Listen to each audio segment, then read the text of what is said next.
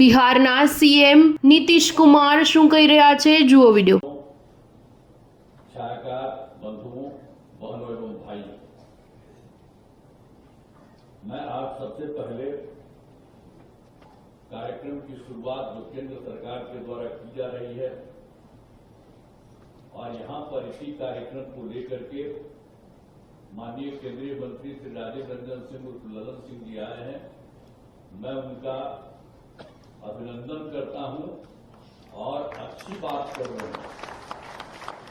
ये सब खुशी की बात है कि केंद्र सरकार के मत्स्य पालन, पशुपालन एवं डेयरी मंत्रालय द्वारा मछली पालन में ड्रोन के उपयोग से संबंधित कार्यक्रम आयोजित किया गया है।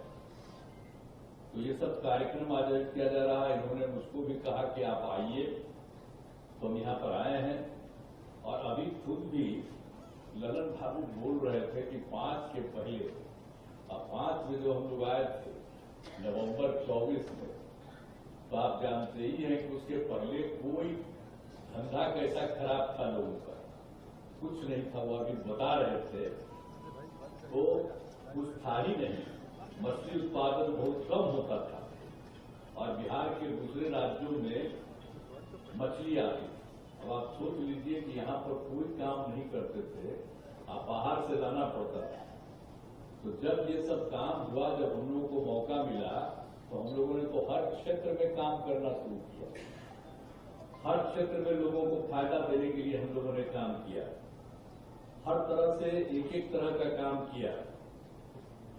और एक बात आप जान लीजिए कि हम लोग तो कर ही रहे थे, तो जो भी हम आए तो कृषि, पशुपालन, मछली पालन, सभी योजनाओं को शुरू कर दिया था और लोगों की सुविधाएं शुरू हो गई थी।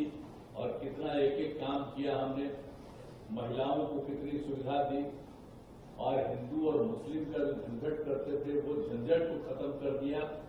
सबके लिए काम हम लोगों ने शुरू किया।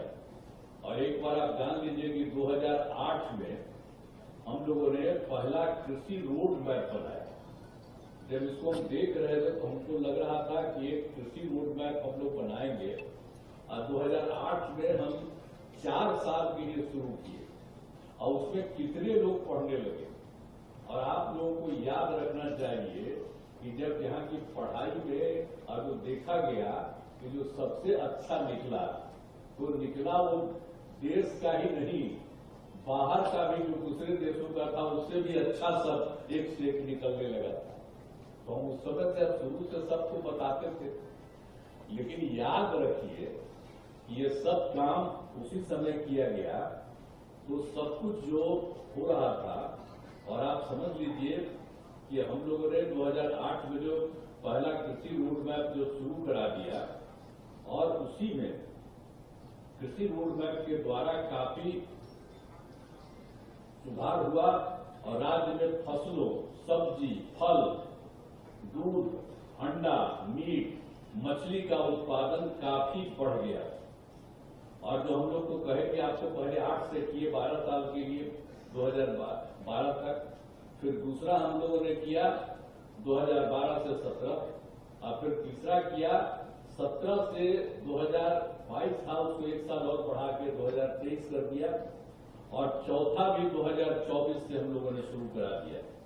और आप जानते हैं कि जब हम लोग काम करते थे तो काफी अच्छे ढंग से एक एक काम हम लोग करा रहे थे। और आप जान लीजिए कि 2024 में जो चौथा कृषि रोड मैप का क्रियान्वयन किया गया, उसके लिए 1,62,000 करोड़ रुपए की स्वीकृति दी गई। और जब कृषि रोड मैप शुभारंभ किया गया था तो पहली बार जो किया था तो वो तो शुरू कर दिया, जो बता रहे थे आपको 8 से लेकर के 12 तक। लेकिन उसके बाद जब दूसरा, तीसरा, चौथा शुरू कर दिया, तो आप जान लीजिए कि दूसरे कृषि रोड मैप के शुभारंभ के लिए महामहिम राष्ट्रपति उस समय के जो थे श्रद्धेय प्रणब मुखर्जी जी को आमंत्रित किया गया, उसमें आए।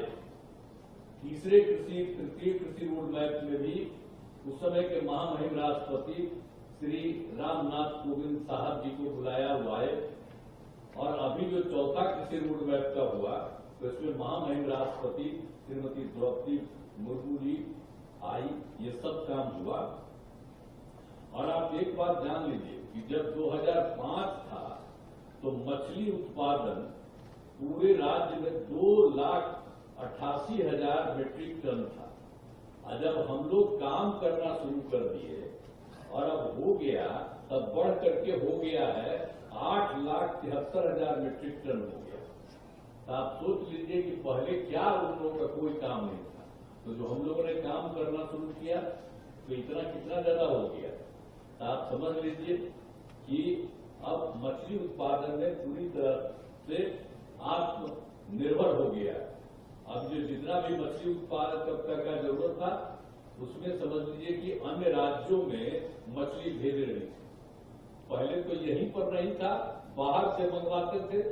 और उसका जब हम लोगों ने काम करना शुरू किया तो अब यहां पर जितना जरूरत है उससे ज्यादा था, और अब जो भी है वो बाहर जाने लगा। तो ये सब काम शुरू हुआ ना। अब उसके बाद जो सबसे खुशी की बात हमारी है कि मछली